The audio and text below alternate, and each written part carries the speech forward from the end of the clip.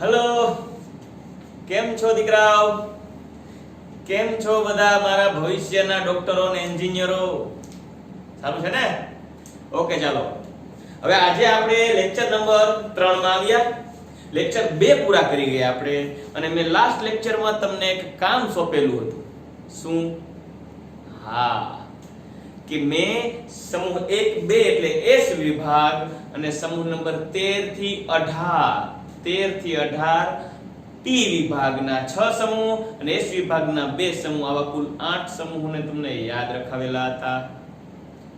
પણ હવે કોઈ એક વિદ્યાર્થીએ મને એવો પ્રશ્ન કરેલો છે કે સર, મને એક પ્રોબ્લેમ થાય છે. મેં કીધું શું? તો એમનું કહેવાનું એવું થાય છે કે સર, તમે જો એકવાર શરૂઆત કરો કે ભાઈ આલ્કલી ધાતુ સમૂહ નંબર 1 અને તમે એમ બોલો કે દીકરા લિથિયમ યાદ આવે તો લીના કરે રબ સે ફરિયાદ આખું યાદ આવી જાય. ત્યારબાદ બેરેલિયમ યાદ આવે તો બે મગન કા સર બેરા યાદ આવી જાય. પણ એને સિક્વન્સમાં લીના કરે રબ સે ફરિયાદ અને બે મગન કા સર બેરા પછી બેંગન આલુ ગાજરની થેલી આવે, એ યાદ નથી આવતું. તો એના માટે શું કરવું જોઈએ?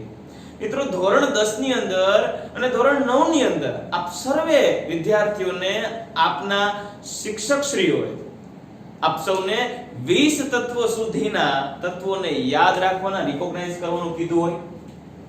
પણ મારે 20 ની જરૂર નથી. તમને પ્રથમ 10 તત્વો તો આવડતા જ હશે. આવડે છે ને? હા, એ બોલો તો લ્યો. બોલો મનમાં. Hydrogen, helium, lithium, beryllium, boron, carbon, nitrogen, oxygen, fluorine અને નિયોન. 10 પૂરા, બસ ઇનફ. હવે શું કરવાનું છે? એ 10 માં હાઇડ્રોજન અને હિલિયમ પછી લિથિયમ થી લઈ નિયોન સુધી મગજમાં રાખશું. બરાબર? યાદ રાખો. ચાલો, હાઇડ્રોજન, હિલિયમ પછી લિથિયમ, બેરિલિયમ, બોરોન, હા, કાર્બન, નાઇટ્રોજન, ઓક્સિજન, ફ્લોરિન અને neon. Ready? Lithium, beryllium, boron, carbon, nitrogen, oxygen, fluorine અને નિયોન. આટલા તો યાદ જ હશે. બસ યાદ એટલા જ રાખવાના, બાકી ઓટોમેટિકલી આવશે. જો કઈ રીતે કહું. સમૂહ નંબર 1 લિથિયમ, લિથિયમ લીના કરે રબ સે ફરિયાદ. સમૂહ નંબર 2 લિથિયમ, બેરિલિયમ, બે મગન કા સર બેરા. હા, આવ્યું ને? લીના કરે રબ સે ફરિયાદ, લિથિયમ, બેરિલિયમ, બે મગન કા સર બેરા. લિથિયમ, બેરિલિયમ, બોરોન, સમૂહ નંબર 13 લિથિયમ, બેરિલિયમ, બોરોન બી બેંગન આલુ ગાજરની થેલી. Lithium, beryllium, boron, carbon Kashi ગયે શંકર પ્રભુ. Ready? Okay. Lithium, beryllium, boron, carbon, nitrogen Nepal, Pakistan, Australia सब भिखारी. Lithium, beryllium, boron, carbon, nitrogen, oxygen उस स्टाइल से टिपो. Lithium, beryllium, boron, carbon, nitrogen, oxygen, fluorine, fully colour brightness in Akai TV. And last one helium, neon, argon, krypton, ज़ेनोन and radon. हीना, नीना और Kareena Jennifer के साथ रहना. એટલે મિત્રો, આ કોડ યાદ રાખવા માટે બીજો આવર્ત છે લિથિયમ થી નિયોન, એ તત્વો યાદ રાખવા પડશે. Lithium, beryllium, boron, carbon, nitrogen, oxygen, fluorine અને નિયોન સુધી યાદ રાખશો તો ફરી પાછું રિવાઇઝ. લિથિયમ લીના કરે રબ સે ફરિયાદ, lithium, sodium, potassium, rubidium, caesium, francium, બે મગન કા સર બેરા. Beryllium, magnesium, calcium, strontium, barium અને રેડિયમ. સમૂહ નંબર 13 લિથિયમ, બેરિલિયમ, બોરોન બેંગન આલુ ગાજર ઇન થેલી. Boron, aluminium, gallium, indium, thallium. Boron પછી કાર્બન કાશી ગયે શંકર પ્રભુ. કાર્બન, સિલિકોન, જર્મેનિયમ, ટીન અને લેડ. नेपाल, पाकिस्तान, ऑस्ट्रेलिया सब भिखारी. Nitrogen, phosphorus, arsenic, antimony, bismuth उस स्टाइल से टीपो. Oxygen, sulphur, selenium, tellurium, polonium. Fully colour brightness in Akai TV. Fluorine, chlorine, bromine, iodine, astatine. અને લાસ્ટ વન हीना, नीना और करीना जेनिफर के साथ रहना. मतलब हीलियम, नियोन, आर्गोन, क्रिप्टोन, ज़ेनोन અને રેડોન. મિત્રો, મેં તમને એક વાત કરી હતી કે પીબી લેડ ને પ્લમ્બમ કહેવાય. આ પ્લમ્બમ સાથે એક જૂની એક વાત જે જોડાયેલી છે, હું જરૂર તમારી સાથે શેર કરીશ. પ્લમ્બમ ઉપરથી પીબી, જે હાલમાં આપણે લેડ કહીએ છીએ. મિત્રો ગ્રીસની અંદર, ગ્રીસમાં જ્યારે તમને કદાચ ખ્યાલ હોય તો જૂના જમાનાની અંદર જે પિરામિડો, તમે સોશિયલ સાયન્સમાં આઈ થિંક ભણી ગયા છો કે પિરામિડો ની અંદર ત્યાંના રાજાઓ ની અસ્થિઓ, તેમના રાજાના શવને મમી સ્વરૂપે વીંટવામાં આવતો અને ત્યારે તેમની જે રાણી હોય તે પણ તેને જીવતી દાટવામાં આવતી, મરી મસાલાની અંદર રાખવામાં આવતા. એ સમયની વાત કરું છું. એ સમયે એના જે રાજ્ય હોય રાજાના, એ પોતાના રાજ્યમાં પાણી પુરવઠો પૂર્ણ કરવા માટે દરેકને પાણીની સુવિધાઓ પૂરી પાડવા માટે તેના રાજ્યમાં જે વોલેન્ટિયર્સ જેને હોય, આપણે કે સ્વયંસેવકો, સૈનિકો, એના અલગ અલગ ભાગ હતા. કોઈ અનાજ પુરવઠા સાથે, કોઈ પાણી પુરવઠાને રિલેટેડ કામ કરતા, કોઈ સૈન્ય છે ફાઇટર્સ માં જે જોડાતા સૈનિકો. તો જે પાણી પુરવઠામાં જે કાર્ય કરતા સૈનિકો, એ લોકો પાણીની પાઇપલાઇનમાં લેડ ધાતુનો ઉપયોગ કરતા. લેડ એટલે કે ત્યારે જે પાણીની પાઇપલાઇન હતી એ લેડ ધાતુની બનતી. ખૂબ જ વજન હોય, કેમ કે લેડની ઘનતા વધારે હોય. એટલે નાનકડો લેડનો ટુકડો લેશો ને તો પણ વજન અતિશય એટલો ભારે હોય કે ઉપાડવું મુશ્કેલ પડે. તો ત્યારે એ લેડ ધાતુનો ઉપયોગ કરતા પાણીની પાઇપલાઇન બનાવવા. અને લેડ ને ત્યારે લેડ કહેવાને બદલે પ્લમ્બમ બોલતા. પ્લમ્બમ. મિત્રો તમે જોજો, ત્યારે જે પાણીની પાઇપલાઇન અને પાણી પુરવઠામાં જે વોલેન્ટિયર્સ કાર્ય કરતા, એ લોકોને ત્યારે પ્લમ્બર બોલતા. પ્લમ્બર. શા માટે પ્લમ્બર? કેમ કે પાણીની પાઇપલાઇનમાં ધાતુ કઈ વપરાતી? પ્લમ્બમ. એટલે ત્યારે પાણી પુરવઠાને રિલેટેડ કાર્ય કરતા જે વોલેન્ટિયર્સ હતા ને એને પ્લમ્બર કહેતા. હાલમાં પણ આપણી ઘરે કોઈ નળ કનેક્શન માટે કોઈ જે વ્યક્તિને આપણે બોલાવીએ એને આપણે શું કહીએ છીએ? પ્લમ્બર. કે ભાઈ અમારી ઘરે આજે પ્લમ્બમ આવેલો છે નળ ફિટિંગ કરવા માટે. મિત્રો એ પ્લમ્બમ નું લેડ થઈ ગયું છે પણ હજી પ્લમ્બર અકબંધ છે. તમે કોકને પૂછજો પ્લમ્બરને શા માટે તમને પ્લમ્બર કહે છે. એ પ્લમ્બર એ તે સમયથી આવેલી વાત છે, તે સમયથી આવેલું નામ છે. તો તેની સાથે જોડાયેલી ઘટના છે પીડી. રેડી? ઓકે, આગળ વધીએ. તો મિત્રો આ જે આપણે નામ જોઈ ગયા છીએ, હવે આપણે આગળ વધીએ. આ શું લખેલું છે? આ નંબર જે આપેલા છે એ શું છે? કોઈ કહેશે? તમે કહેશો સર બોલી તો છે, તમને થોડી સંભળાશે. વાત સાચી છે. હવે આ જે લખેલા છે નંબર, એ છે પરમાણુ ક્રમાંક. પરમાણુ ક્રમાંક, જેને ઇંગ્લિશમાં એટોમિક નંબર બોલાય. શું છે આ? પરમાણુ. આ જે હાઇડ્રોજન માટે લખેલું છે એટોમિક નંબર, પરમાણુ ક્રમાંક. ઓકે, શબ્દને પકડો. એટોમિક. Atomic number. નંબર એટલે ક્રમ. એટોમિક એટલે પરમાણુનો ક્રમ. શા માટે પરમાણુનો ક્રમ આપેલ છે? આવર્ત કોષ્ટકમાં જ્યારે આ પ્રત્યેક પરમાણુઓને એરેન્જ કરવામાં આવેલા છે, તો એનું જે એરેન્જમેન્ટ છે એ કોઈ ચોક્કસ ક્રમને આધારે કરેલું છે. એ ક્રમ એટોમિક નંબર છે, પરમાણુ ક્રમ, પરમાણુ ક્રમાંક. બીજો પ્રશ્ન, સર આ પરમાણુ ક્રમાંક એટલે શું? બરાબર, પરમાણુ ક્રમાંક એટલે શું? સાંભળો. ચલો, કોઈ પણ પરમાણુ હોય ને, પરમાણુ, એને બે ભાગમાં તમે વર્ગીકૃત કરી શકો. કઈ રીતે? એક પરમાણુનું કેન્દ્ર અને બીજું પરમાણુના કેન્દ્ર સિવાયનો ભાગ, જેને શું કહો છો તમે? કક્ષા, કે જેમાં ઇલેક્ટ્રોન પરિભ્રમણ કરે છે. હા, રાઈટ. રેડી? તો માની લો કે મારી પાસે એક પરમાણુનું કેન્દ્ર છે. શું છે? પરમાણુનું કેન્દ્ર. અને બીજું છે પરમાણુના કેન્દ્ર સિવાયનો ભાગ. પરમાણુના કેન્દ્ર સિવાયનો ભાગ, જેને આપણે કહીએ છીએ કક્ષા. આ છે પરમાણુનું કેન્દ્ર, આ કક્ષા.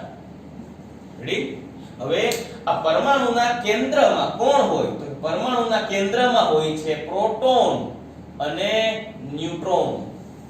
અને પરમાણુના કેન્દ્રની ફરતે બહારની બાજુએ જે પરિભ્રમણ કરતો હોય છે,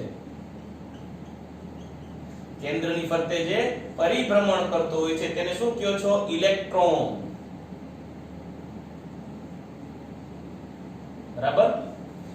પ્રોટોન, ન્યુટ્રોન અને ઇલેક્ટ્રોન. ચાલો, આને શું કહીએ છીએ? પ્રોટોન, જેની સંજ્ઞા છે P+, આ છે ન્યુટ્રોન. ચાલો, આ પ્રાઇમરી ઇન્ફોર્મેશન છે, તમે સર્વે જાણો છો, છતાં પણ તમને કહું છું કે કોઈ પણ પરમાણુ હોય એ પરમાણુને બે ભાગમાં વર્ગીકૃત કરી શકાય. એક છે પરમાણુનું કેન્દ્ર અને એક છે ઇલેક્ટ્રોન, એટલે કે કેન્દ્ર સિવાયનો ભાગ કે જ્યાં ફરે છે ઇલેક્ટ્રોન.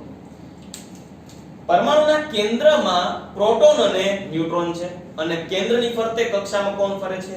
ઇલેક્ટ્રોન. એટલે પરમાણુમાં મુખ્યત્વે આ ત્રણ ઘટક કણો તો છે. પરમાણુના કેન્દ્રમાં બે અને પરમાણુની કેન્દ્રની ફરતે ત્રીજો ઇલેક્ટ્રોન. કુલ ત્રણ ઘટક કણો પરમાણુમાં છે. હવે મિત્રો, આ પ્રોટોન છે ને, પ્રોટોન એ ધન વીજભારિત સૂક્ષ્મ કણ છે. ધન વીજભારિત. ન્યુટ્રોન ઉપર કોઈ વીજભાર જ નથી, ન્યુટ્રલ છે, તટસ્થ. એના ઉપરથી તો ન્યુટ્રોન વર્ડ આવ્યો. અને ઇલેક્ટ્રોન ઉપર ઋણ વીજભાર છે. શું છે? ઋણ વીજભાર. હવે તમે જોશો, આમાંથી કોઈ એક એક્ઝામ્પલ લઈ લો. દાખલા તરીકે હું આમાંથી લઉં, ચલો બોરોન લઉં. શું લઉં? બોરોન. તો ચાલો મિત્રો, બોરોન છે, બોરોન. મેં અત્યારે બોરોન લખેલું છે. બોરોન પરમાણુના કેન્દ્રને દોરું ને, કેન્દ્રને દોરીશ ને, અને તેની ફરતે દોરીશ કક્ષા. તો મિત્રો, બોરોનના પરમાણુના કેન્દ્રમાં 5 પ્રોટોન છે. કેટલા પ્રોટોન છે? 5 પ્રોટોન. હવે આ 5 પ્રોટોન છે અને પ્રોટોનને કારણે તેના ઉપર કયો વીજભાર આવે છે? ધન વીજભાર. તો તમારો પ્રશ્ન થશે કે સર, પ્રોટોન ઉપર ધન વીજભાર હોય, બરાબર, તો બોરોન તો આપણે આવર્ત કોષ્ટકમાં તટસ્થ સ્વરૂપે લખેલું છે, બરાબર, પણ બીજી વાત, તેના વીજભારને, પ્રોટોનના ભારને તટસ્થ કોણ કરે છે? તેની ફરતે કક્ષામાં રહેલો ઇલેક્ટ્રોન. બોરોનમાં પરમાણુ ક્રમાંક જે 5 લખેલો છે, એ ક્રમાંક શેને આધારે આપેલો છે? તો પરમાણુના કેન્દ્રમાં, બોરોનના પરમાણુના કેન્દ્રમાં 5 પ્રોટોન છે અને 5 ઇલેક્ટ્રોન છે. આ બોરોનના કેન્દ્રમાં 5 પ્રોટોન છે અને તેની કક્ષામાં ફરતી બાજુએ 5 ઇલેક્ટ્રોન પરિભ્રમણ કરે છે. આ 5 ઇલેક્ટ્રોનનો નેગેટિવ ચાર્જ અને 5 પ્રોટોનનો પોઝિટિવ ચાર્જ એકબીજાને ન્યુટ્રલ કરે છે, જેથી પરિણામી આવર્ત કોષ્ટકમાં રહેલા પ્રત્યેક તત્વો વિદ્યુતીય રીતે તટસ્થ હોય. મતલબ તેના ઉપર કોઈ ચાર્જ નથી, એટલે તો એ સ્થાયી રહી શકે. બાકી આયન સ્વરૂપે સ્થાયી ન હોય, ધન વીજભારિત કે ઋણ વીજભારિત આયન સ્થાયી ન રહી શકે. તો વાસ્તવમાં આવર્ત કોષ્ટકમાં જેટલા ઘટકો છે ને, આ બધા, આ દરેકે દરેક ઘટકો તમે જોઈ શકો છો મિત્રો, બધા જ ઘટકો છે એ ઇલેક્ટ્રિકલી ન્યુટ્રલ છે. They are electrically neutral elements. આ બધા વિદ્યુત રીતે તટસ્થ છે. તો તટસ્થ છે એટલે તમે કહી શકશો કે સર, એનો મતલબ તો એવું આપણે લઈ શકીએ કે આ દરેકે દરેક તત્વોમાં કેન્દ્રમાં જેટલા પ્રોટોન હશે ને, એટલા જ કેન્દ્રની ફરતે ઇલેક્ટ્રોન હશે. તો જ વિદ્યુતીય રીતે તટસ્થ રહી શકે કે નહીં? સમજાય છે? હા, રેડી. તો આવર્ત કોષ્ટકમાં રહેલા પ્રત્યેક તત્વોના કેન્દ્રમાં જેટલા પ્રોટોન હશે ને, એની ફરતે એટલા જ ઇલેક્ટ્રોન હોય. વાત એ છે કે આવર્ત કોષ્ટકમાં પરમાણુઓની ગોઠવણી શેને આધારે કરવામાં આવેલી છે? આવર્ત કોષ્ટકમાં પરમાણુઓની ગોઠવણી તેના પરમાણુ ક્રમાંકને આધારે કરેલી છે. અને આ પરમાણુ ક્રમાંક એટલે તે પરમાણુના કેન્દ્રમાં રહેલા પ્રોટોનની સંખ્યા. બરાબર. જો આમાંથી કોઈ બોલ્યું, સર, જેટલા પ્રોટોન છે એટલા જ ઇલેક્ટ્રોન હોય, મુદ્દાની વાત છે. તો હવે આ ડેફિનેશનને શું કરી શકાય? બદલી શકાય. વ્યાખ્યા જે પરમાણુ ક્રમાંકની આપવી છે એ 100% સાચી વ્યાખ્યા બોલવી હોય ને, તો કોઈ પણ પરમાણુ શબ્દ વાપરવાને બદલે યાદ રાખજો, કોઈ પણ તટસ્થ પરમાણુ બોલવું જરૂરી છે. શા માટે? તમે તટસ્થ શબ્દ વાપરશો ને, ત્યારે સાંભળનારા વ્યક્તિ કન્ફર્મ થશે કે ભાઈ તટસ્થ પરમાણુ હોવાને કારણે તેના ઉપર કોઈ વીજભાર નહીં હોય. એનો મતલબ કે તે પરમાણુમાં જેટલા પ્રોટોન હશે એટલા જ ઇલેક્ટ્રોન હશે તો જ તટસ્થ હોય. એટલે પરમાણુ ક્રમાંકની વ્યાખ્યા આપતી વખતે મારા ભાઈઓ અને બહેનો ખાસ યાદ રાખવું, તટસ્થ પરમાણુ શબ્દ બોલવું. તો હવે વ્યાખ્યા આવી આપી શકાય કે કોઈ પણ પરમાણુના કેન્દ્રમાં રહેલા પ્રોટોનની સંખ્યા અથવા તે કેન્દ્રની ફરતે કક્ષામાં રહેલા ઇલેક્ટ્રોનની સંખ્યાને તેનો પરમાણુ ક્રમાંક કહેવાય. તો આ પરમાણુ ક્રમાંક એટોમિક નંબર ને આધારે ચડતા ક્રમમાં પરમાણુઓની આવર્ત કોષ્ટકમાં ગોઠવણી કરેલી છે. કોઈ પણ તત્વને તમે દર્શાવો ને મિત્રો, તો તેમાં તમારે તત્વને આવી રીતે બતાવવાનું. ધારો કે મારી પાસે કોઈ x તત્વ છે. શું છે? x. તો તમે નામ દર્શાવી શકો ZA આવી, અથવા તો આમ પણ બતાવી શકો ZA. જ્યાં આ Z શું છે? આ Z છે એટોમિક નંબર, એટલે કે પરમાણુ ક્રમાંક, અને એ શું છે? તો કે પરમાણુ ભાર. આપણો મુદ્દો પરમાણુ ક્રમાંક પૂરતો સીમિત છે. હું પરમાણુ ક્રમાંકની ચર્ચા કરીશ. પરમાણુ ભારને યોગ્ય સમય યાદ કરાવીશ. Z પરમાણુ ક્રમાંક છે જે પ્રોટોનની સંખ્યા અથવા તો ઇલેક્ટ્રોનની સંખ્યા દર્શાવે છે. પ્રોટોનની સંખ્યા અથવા ઇલેક્ટ્રોનની સંખ્યા. રેડી? તો આ બે રીતે તમે કોઈ પણ પરમાણુને દર્શાવી શકો છો. એક્ઝામ્પલ તરીકે લઈએ તો દાખલા તરીકે હું કહું મારી પાસે કાર્બન છે, તમે આવી રીતે લખી શકો 6 and 12. મતલબ કે 6 કાર્બનનો પરમાણુ ક્રમાંક અને 12 કાર્બનનો પરમાણુ ભાર. દાખલા તરીકે નાઇટ્રોજન લખું છું તો નાઇટ્રોજન 7 14, અથવા તો આમ પણ લખી શકાય નાઇટ્રોજન 7 14. મતલબ કે 7 છે નાઇટ્રોજનનો પરમાણુ ક્રમાંક અને 14 છે નાઇટ્રોજનનો પરમાણુ ભાર. તો મિત્રો આ લખેલું છે પરમાણુ ક્રમાંક 3 4 5 6 7 8 9 10. તો દરેક આપણે પરમાણુ ક્રમાંક દર્શાવેલ છે. હવે આગળ વધીએ. જ્યારે હું ભણતો ને ત્યારની વાત કરું, મારા મનની દ્વિધા શું હતી ત્યારે હું મારા શિક્ષકને કોઈ દિવસ પૂછી ન શક્યો, પણ છેક સુધી મને મનની અંદર એ ડાઉટ તો જરૂર રહેતો કે મને મારા શિક્ષક જ્યારે આવું કહે ને કે દીકરા Na2O છે, સોડિયમ ઓક્સાઇડ. શું છે આ? Sodium oxide. હવે સોડિયમ ઓક્સાઇડ એવું લખેલું હોય ને, હું એમ કહી દઉં કે સર આ સોડિયમ ઓક્સાઇડ છે, મતલબ સોડિયમ ઓક્સિજન સાથે પ્રક્રિયા કરીએ ને ત્યારે સોડિયમ ઓક્સાઇડ બને. જેમાં અમારા સર એવું કહેતા કે સોડિયમ ઉપર છે ને +1 ચાર્જ હોય, +1, અને ઓક્સિજન ઉપર -2 ભાર હોય. હાલો, એ તો મને એટલી ખબર પડતી, હાવ કે ગોપો નહોતો હું. મને એટલી તો ભાન પડતી કે કોઈ પણ પરમાણુ તેની ઉપરથી એક ઇલેક્ટ્રોન દૂર કરે ને એટલે એના ઉપર +1 ચાર્જ આવે. કઈ રીતે આવે ને એ કહીશ ખમ. પછી ક્યારેક એવું થતું કે અમારા સર આવું કહેતા CaO, તો એમાં કેલ્શિયમ હોય ને એનો +2 ચાર્જ હોય, ઓક્સિજનનો -2 ચાર્જ હોય.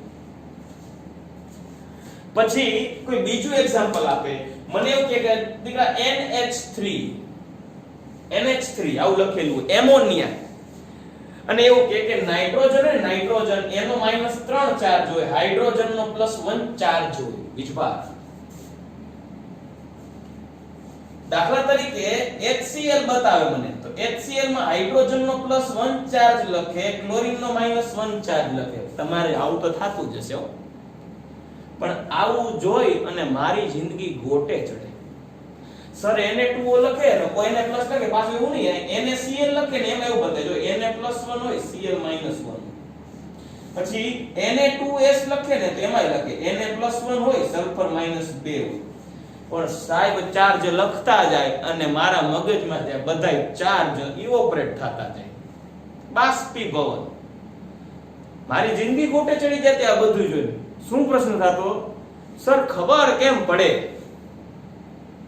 કે સોડિયમ ઉપર હંમેશા +1 ચાર્જ જ હોય, કેલ્શિયમ ઉપર +2 ચાર્જ હોય, નાઇટ્રોજન ઉપર -3 ચાર્જ હોય, ઓક્સિજન ઉપર -2 ચાર્જ હોય, ક્લોરીન ઉપર -1 ચાર્જ હોય. આ ચાર્જ કેના ઉપર કેટલો આવે ને ઈ ચાર્જમાં ને ચાર્જમાં મારી બેટરી ડિસ્ચાર્જ થઈ જતી.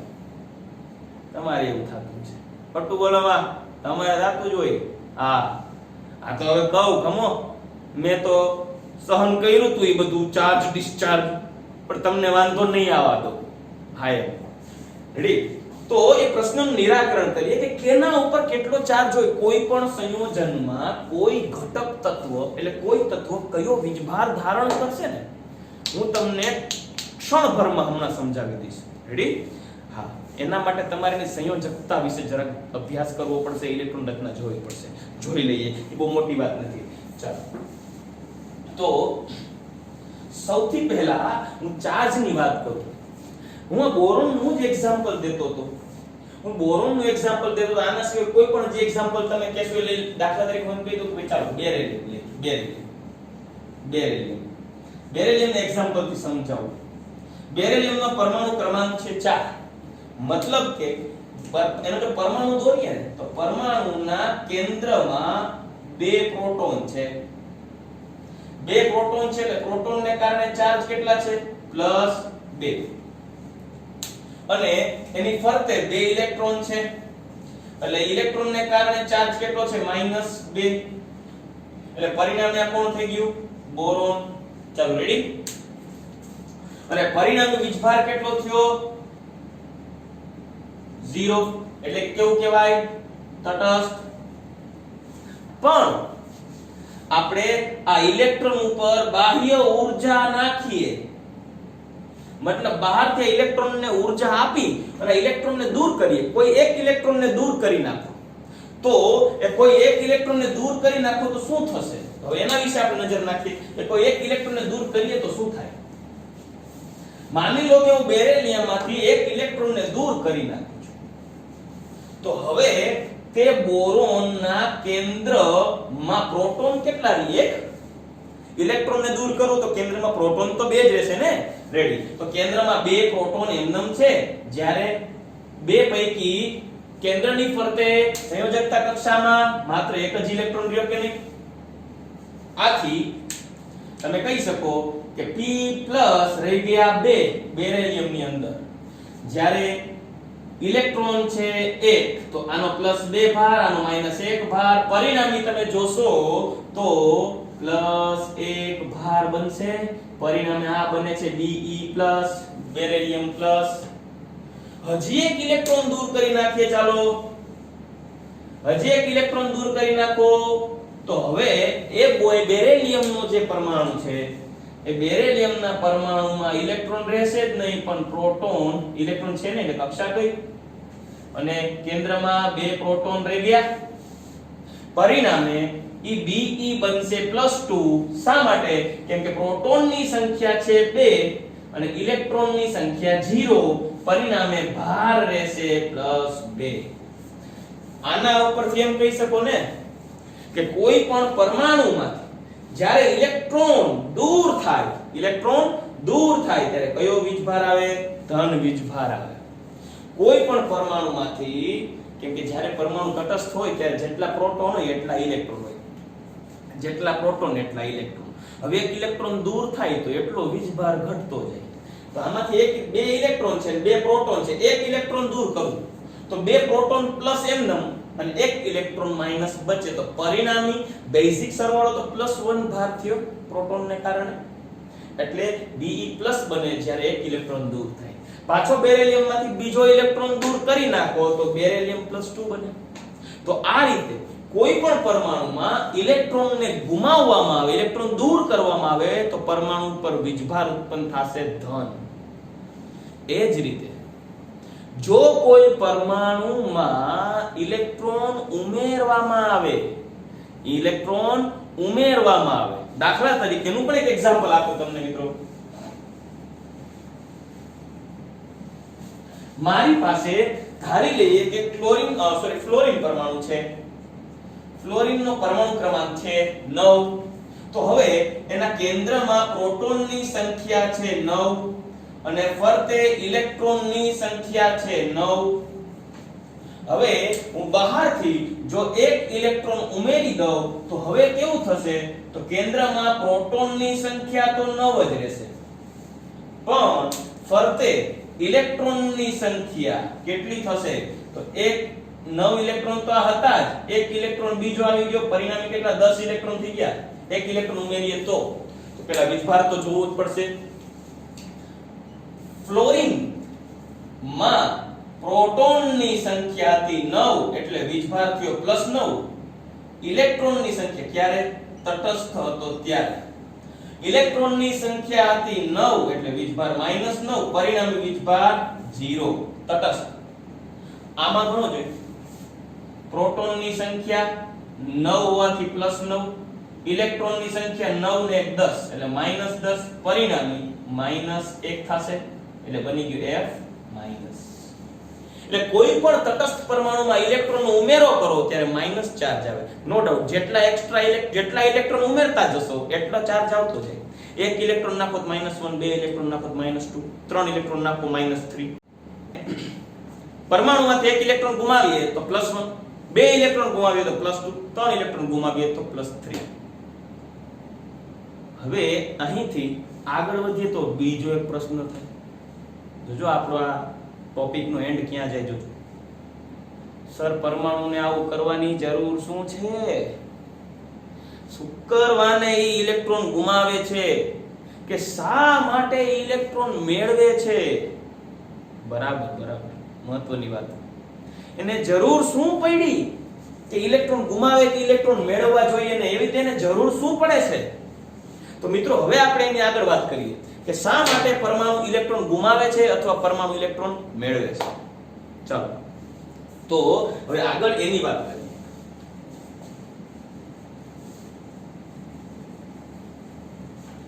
મિત્રો કોઈ પણ જે પરમાણુ હોય ને એ પરમાણુને જે માણસ હોય ને માણસ હંમેશા કોઈ ડોક્ટર બને, કોઈ એન્જિનિયર બને, કોઈ ચાર્ટર્ડ એકાઉન્ટ બને, કોઈ સ્પોર્ટ્સમેન બને, કોઈ ડાન્સમાં કેરિયર બનાવે, કોઈ એક્ટર બને, પોતપોતાના ગોલ સેટ કરેલા હોય અને બધાને ભવિષ્યમાં પૈસાવાળું બનવું છે, રૂપિયાવાળું બનવું છે અને સ્થાયી થવું છે.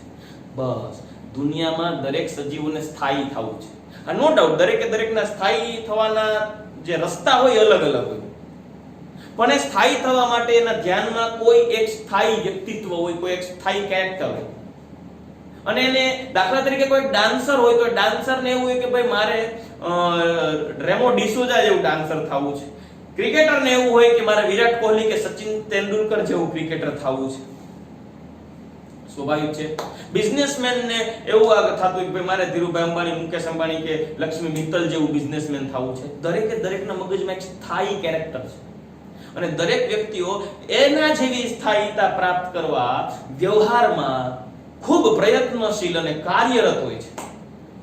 આ બધાયમાં આવું જ છે, એવું નથી. ચિંતા ન કરતા કે આપણા માણસમાં જ આવું છે. આ નિષ્ક્રિય અને નિર્જીવ હોવા છતાં પણ આવી જ કંઈક લાક્ષણિકતા છે. સ્થાયી આ નહીં થવું છે. ઇલેક્ટ્રોન રચનાની દ્રષ્ટિએ જો કહો, આ આવર્ત કોષ્ટકમાં સમૂહ નંબર 18 ના તત્વો જુઓ. સમૂહ નંબર 18 ના તત્વો છે, નિષ્ક્રિય વાયુ છે. આ નિષ્ક્રિય વાયુને સ્થાયી કહી શકાય. આવર્ત કોષ્ટકના અન્ય તત્વોને તેની નજીકના નિષ્ક્રિય વાયુ જેવી ઇલેક્ટ્રોન રચના પ્રાપ્ત કરવી છે. હવે તમે નાના ધોરણમાં ઇલેક્ટ્રોન રચના, ધોરણ 9 માં ઇલેક્ટ્રોન રચના વિશે અભ્યાસ કરી ગયા હતા કે કોઈ પણ જે પરમાણુ છે એ પરમાણુના કેન્દ્રની ફરતે આ પહેલી કક્ષા માનો, આ બીજી કક્ષા, કક્ષા પહેલી, કક્ષા બીજી, કક્ષા ત્રીજી, આવી રીતે તમે અભ્યાસ કર્યો હશે. પહેલી કક્ષામાં વધીને 2 ઇલેક્ટ્રોન સમાઈ શકે, બીજી કક્ષામાં 8 ઇલેક્ટ્રોન સમાઈ શકે, ત્રીજી કક્ષામાં 18 ઇલેક્ટ્રોન સમાઈ શકે. હા, તમને એવું થતું હશે સર આના વિશે પણ સમજૂતી આપો, ડિટેલમાં આપીશ, ચોક્કસ આપીશ, 100% આપીશ અને એટલી વ્યવસ્થિત આપીશ કે તમને બધાને સરળતાથી અને તમે કોકને સમજાવી શકો એટલી મસ્ત રીતે તમને સમજાઈ જશે. પણ અત્યારે આપણી મેઇન પોઈન્ટ છે એને આપણે ફ્લક્ચ્યુએટ નહીં કરીએ. એટલે અહીંથી ટૂંકમાં બતાવું કે પહેલી કક્ષામાં 2 ઇલેક્ટ્રોન સમાઈ શકે, બીજી કક્ષામાં 8 ઇલેક્ટ્રોન સમાઈ શકે, ત્રીજી કક્ષા બતાવવાની જરૂર નથી. ચાલો હવે હાઇડ્રોજનમાં કેટલા ઇલેક્ટ્રોન છે? 1. તો તમે આ ઇલેક્ટ્રોન રચના આવું બતાવતા 1 0. બરાબર.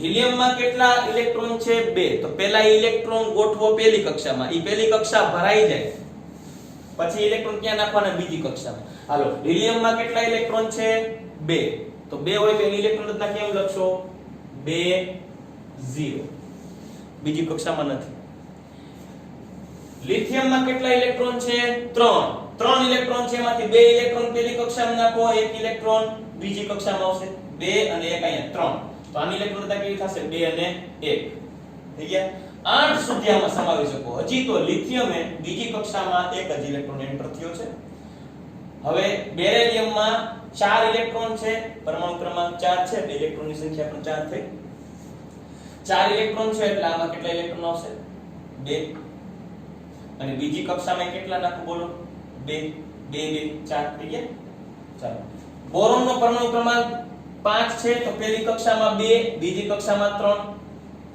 કાર્બન બીજી કક્ષામાં 4 આવશે નાઇટ્રોજન 2 5 2 6 2 7 અને 2 8 આ થઈ ગઈ ઇલેક્ટ્રોન રચના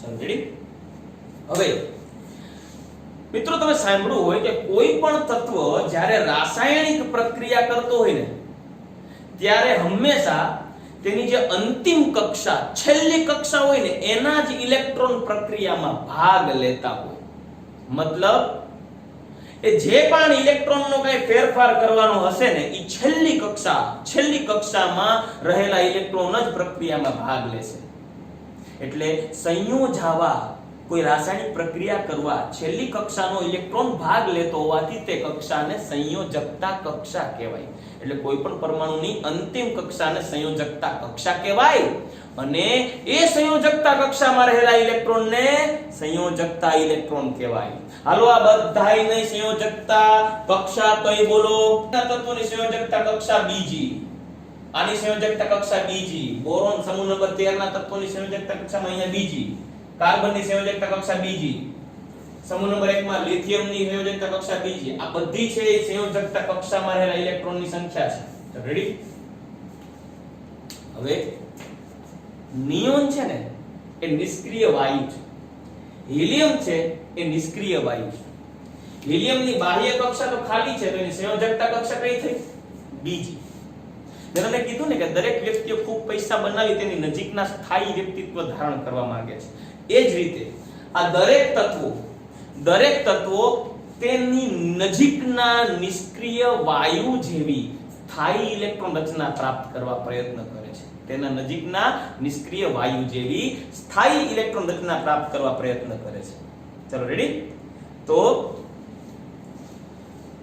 હવે હાઇડ્રોજન થી વાત કરીએ ને મિત્રો હાઇડ્રોજન થી તો હાઇડ્રોજનમાં કેટલા ઇલેક્ટ્રોન છે 1 હવે એને નજીકના નિષ્ક્રિય વાયુ જેવી રચના પ્રાપ્ત કરવી હોય સ્થાયી થવા માટે મેં પહેલા જ કીધું આવર્ત કોષ્ટકના પ્રત્યેક તત્વો એના નજીકના નિષ્ક્રિય વાયુ જેવો થવા પ્રયત્ન કરશે તો હાઇડ્રોજન છે એની પાસે 1 ઇલેક્ટ્રોન છે એને હિલિયમ જેવું થવું હોય તો હિલિયમ પાસે કેટલા ઇલેક્ટ્રોન છે જુઓ તો 2 પરમાણુ ક્રમાંક 2 હાઇડ્રોજનનો પરમાણુ ક્રમાંક 1 એટલે એની પાસે 1 ઇલેક્ટ્રોન છે એની પાસે 2 રસ્તા કાં તો 1 ઇલેક્ટ્રોન લઈ લે અને હિલિયમ જેવો સ્થાયી બને અને કાં તો 1 ઇલેક્ટ્રોન છે એ પણ ગુમાવી દે અને સંપૂર્ણપણે ઇલેક્ટ્રોન મુક્ત બને અને પ્રોટોનમાં ફેરવાઈ જાય તો હાઇડ્રોજન છે એ 2 માર્ગ અપનાવશે કાં તો હાઇડ્રોજન ઇલેક્ટ્રોન ગુમાવીને +1 ચાર્જ ધારણ કરશે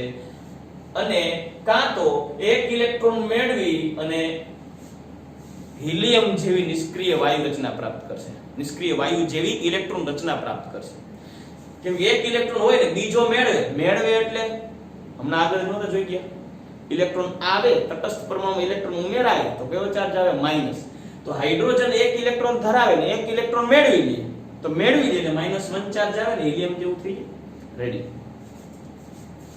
લિથિયમ જુઓ લિથિયમમાં કુલ 3 ઇલેક્ટ્રોન છે ઓકે નજીકનો નિષ્ક્રિય વાયુ કોણ થશે લિથિયમનો 1 હિલિયમ આગળ જ છે 2 પછી 3 એટલે હિલિયમ અને 1 એના જ આવર્તનો છેલ્લો નિયોન એટલે કહીને આગળની શેરીનું છેલ્લું મકાન હિલિયમ.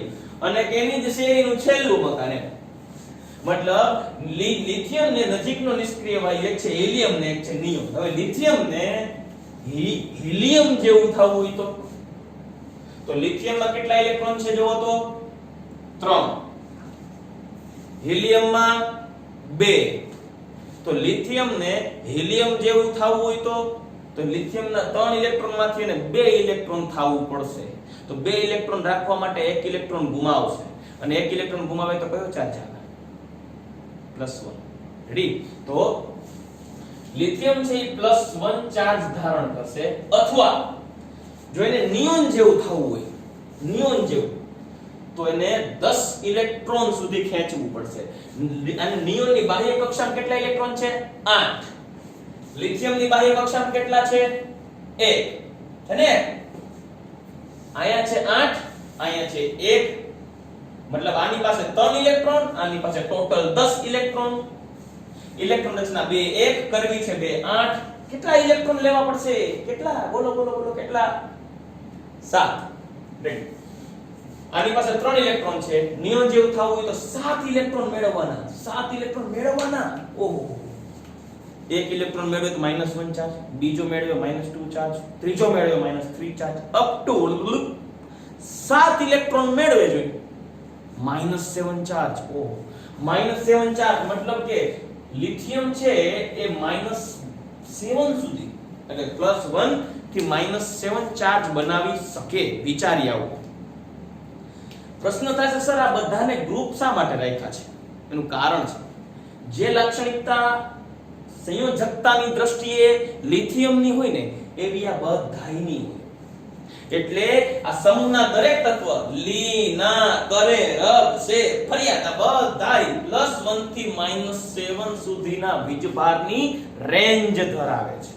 પણ મને કયો જોઈએ કે 7 ઇલેક્ટ્રોન મેળવવા સહેલા કે 1 ઇલેક્ટ્રોન ગુમાવવો સહેલો? 7 ઇલેક્ટ્રોન મેળવવા ખૂબ અઘરા પડે અને 1 ઇલેક્ટ્રોન ગુમાવવો સહેલો પડે. ઈઝીલી 1 ઇલેક્ટ્રોન ગુમાવો નિષ્ક્રિય વાયુ જેવા થઈ જાવ આલ્કલી ધાતુઓને. પણ 7 ઇલેક્ટ્રોન મેળવવા માટે કેવડી ઊર્જાની જરૂર પડે? આથી આ દરેક વાયુ 7 ઇલેક્ટ્રોન મેળવવા મુશ્કેલ હોવાથી હંમેશા +1 વીજભાર ધરાવે. એટલે કોઈ પણ સંયોજન લેવાની છૂટ.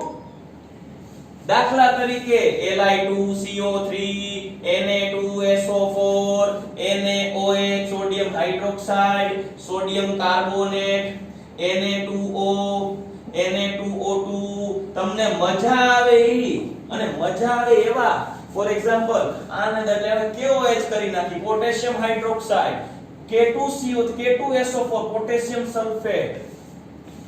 કોઈ પણ સંયોજનો પકડવાની છૂટ. તે બધા જ સંયોજનોમાં આલ્કલી ધાતુ તત્વો નો વીજભાર હંમેશા +1 જ હોય. +1 જ.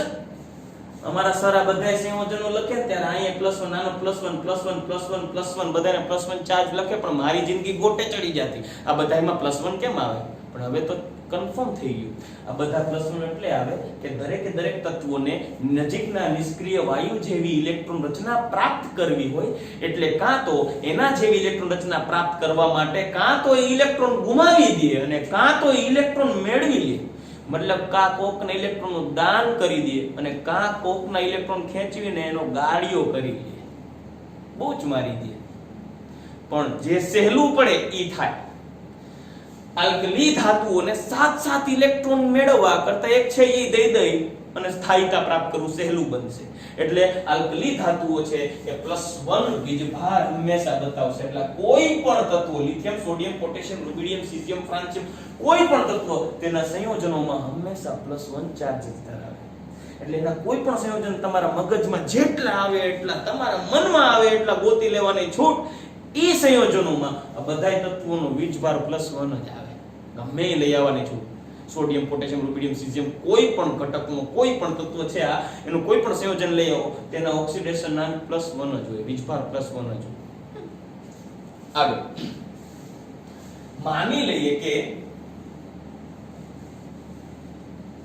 સમૂહ નંબર 2 ની વાત કરીએ તો એની સંયોજકતા કક્ષામાં કેટલા ઇલેક્ટ્રોન છે? 2 એટલે 2 છે. ઓકે. ટોટલ બેરિલિયમમાં પરમાણુ ક્રમાંક છે 4 એટલે પ્રોટોનની સંખ્યા 4 એટલે હિલિયમ જેવું થવું હોય તો 4 માંથી 2 ઇલેક્ટ્રોન કરવા પડશે, મતલબ કે 2 ઇલેક્ટ્રોન ગુમાવવા પડશે. તો જો ઈ 2 ઇલેક્ટ્રોન ગુમાવે તો +2 વીજભાર ધારણ કરે, અથવા નિયોન જેવું થવું હોય, નજીકનો નિષ્ક્રિય વાયુ એવો હોય નિયોન, તો 4 પરમાણુ ક્રમાંકમાંથી 10 પરમાણુ ક્રમાંક ધારણ કરવો પડે. એટલે કે 4 થી 10, 4 થી 10 એટલે કેટલા ઘટ્યા 6, એટલે મેં 6 ઇલેક્ટ્રોન મેળવવાના થાય. 6 ઇલેક્ટ્રોન મેળવવા એટલે -6. હવે જો ઈ 2 ઇલેક્ટ્રોન ગુમાવી અને હિલિયમ જેવો થાય તો +2, અને 6 ઇલેક્ટ્રોન મેળવીને નિયોન જેવો થાય તો -6. તો તમારા મતાનુસાર સહેલું શું, 2 ઇલેક્ટ્રોન સરળતાથી ગુમાવાય કે 6 ઇલેક્ટ્રોન મેળવાય? સ્વાભાવિક છે કે 6 ઇલેક્ટ્રોન મેળવવા કરતા 2 ઇલેક્ટ્રોન ગુમાવવા સહેલા. એટલે મોટા ભાગે આ દરેક તત્વો +2 વીજભાર બતાવે.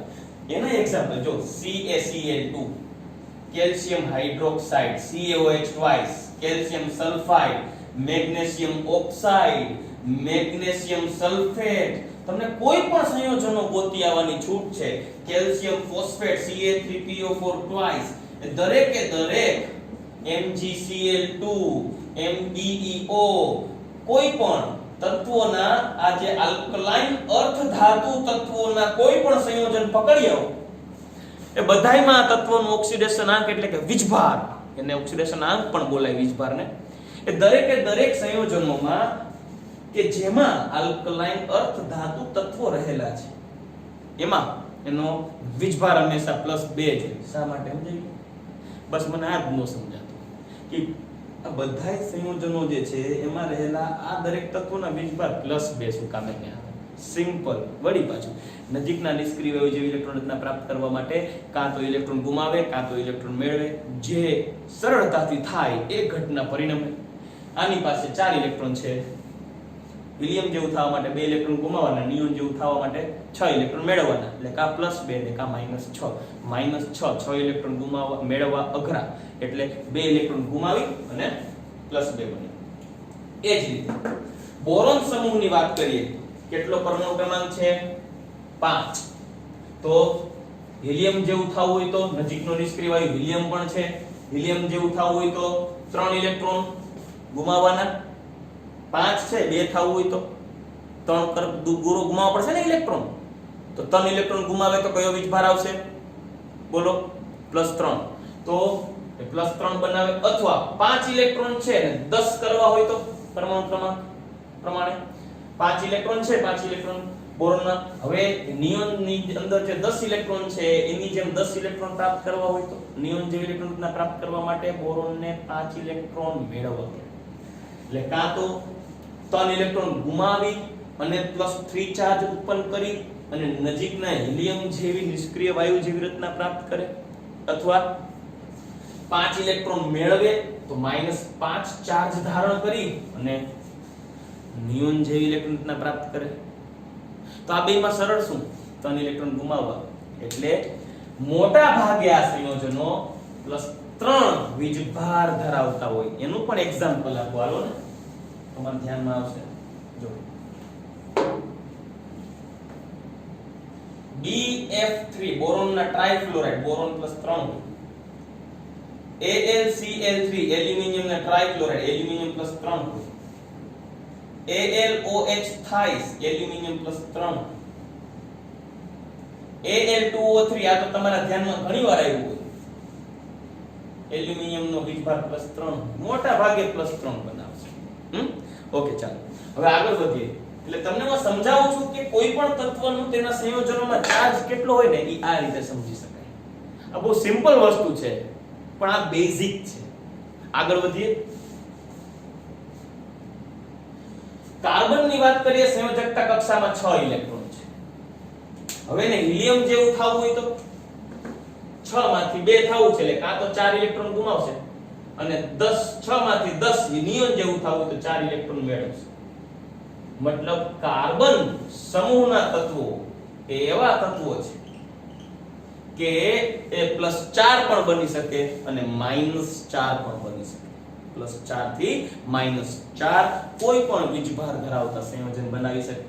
જ્યારે નાઇટ્રોજનની વાત કરીએ તેનો પરમાણુ ક્રમાંક છે +7, તો એને હિલિયમ જેવું થવું હોય તો જો અહીંયાથી બાજી પલટો મારશે. 7 છે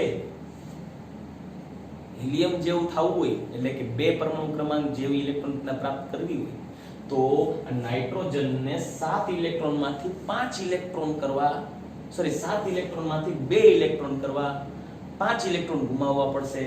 5 ઇલેક્ટ્રોન ગુમાવે એટલે નાઇટ્રોજન બનશે +5. 5 ઇલેક્ટ્રોન ગુમાવે તો +5 અને 7 ઇલેક્ટ્રોન છે ને નિયોનની જેમ 10 ઇલેક્ટ્રોન થઈ જાય તો 10 ઇલેક્ટ્રોન થઈ જાય તો નિષ્ક્રિય હોય જેવી રીતના થઈ જાય. તો 7 તો છે તો 5 કોઈને ગુમાવાય, 5 કોઈને ઇલેક્ટ્રોન દઈ દેવાય, એના કરતા કોકનો ગારિયો કરીને 3 ઇલેક્ટ્રોન લઈ નો લે. એટલે નાઇટ્રોજન 3 ઇલેક્ટ્રોન મેળવી અને -3 વીજભાર ધારણ કરે. એટલે નાઇટ્રોજન સમૂહના તત્વો છે ને એ મોટા ભાગે -3 વીજભાર ધરાવે. એક્ઝામ્પલ NH3 એમાં હાઇડ્રોજન +1 હોય. જો નાઇટ્રોજન -3 NH3 માં. રેડી? પછી બીજું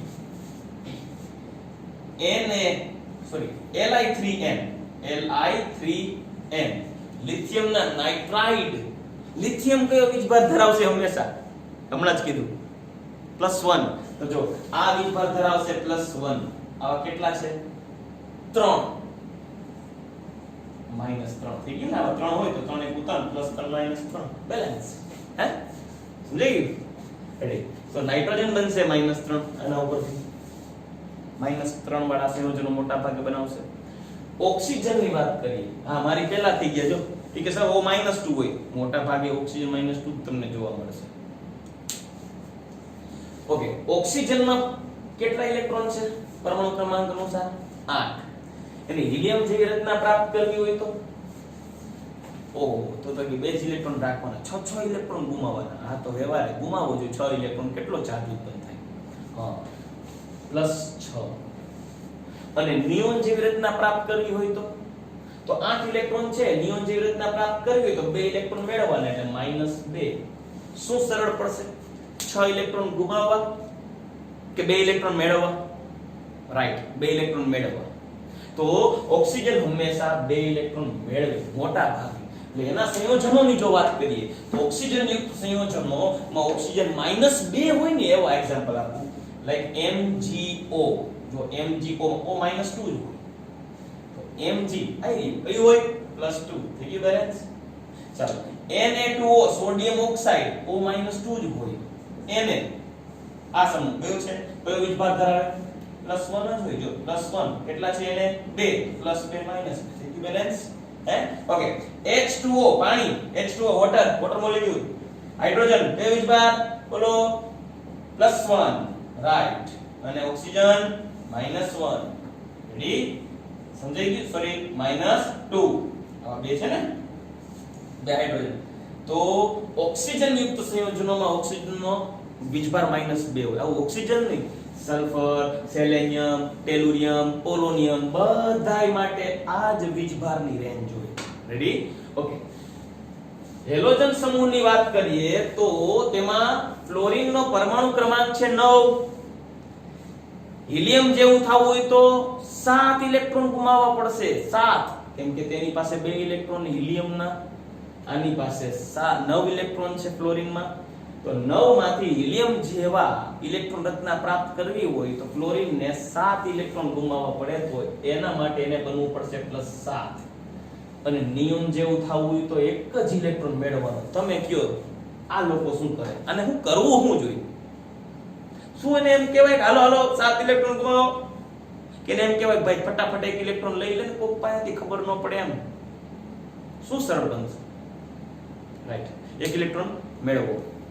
તો આ હેલોજન સમૂહના તત્વો છે સરળતાથી એક ઇલેક્ટ્રોન ગુમાવી અને સરળતાથી એક ઇલેક્ટ્રોન મેળવી અને મોટા ભાગે -1 વીજભાર ધારણ કરશે. એટલે એના સંયોજનોની જો વાત કરીએ તો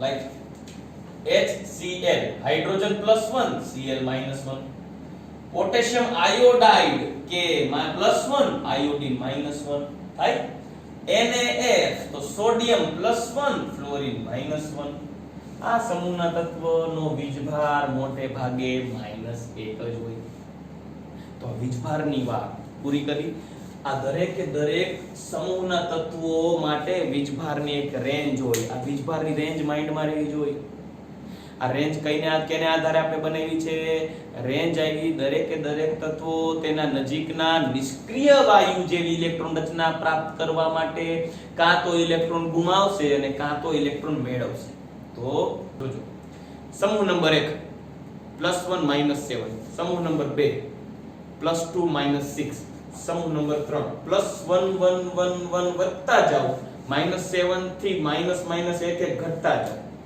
સમૂહ 3 +3 -5 રાઈટ સોરી સમૂહ નંબર 13 સમૂહ નંબર 14 સમૂહ નંબર 14 જોઈ લો +4 -4 સમૂહ નંબર 15 +5 -3 સમૂહ નંબર 16 +6 -2 સમૂહ નંબર 17 હા +7 -1 પણ આ બાજુ જોશો તો આ બધા ઇલેક્ટ્રોન ગુમાવશે સરળતાથી આ બાજુ જોશો તો એ બધા ઇલેક્ટ્રોન મેળવશે તો મિત્રો આવતા લેક્ચરની અંદર આપણે મળીએ ને ત્યારે તમારે એક કામ કરવાનું છે શું આ દરેક સમૂહના તત્વોના નામ તો તમે યાદ રાખી લીધા છે હવે આ બધાયના વીજભારની રેન્જ યાદ રાખવાની છે શું રેન્જ જસ્ટ રેન્જ યાદ રાખવાની છે આ રેન્જને આધારે તમને ખબર પડે કે કયો તત્વ સંયોજનમાં કયો વીજભાર ધરાવે છે રેડી તો આજનો લેક્ચર આપણે અહીંયા પૂર્ણ કરીએ અને આઈ હોપ કે તમે આ લેક્ચરને સમજી શક્યા હશો તો જે પણ કાંઈ ડાઉટ હોય તમે મને પર્સનલી મેસેજ કરી શકો છો ગુડ બાય જય શ્રી કૃષ્ણ થેન્ક યુ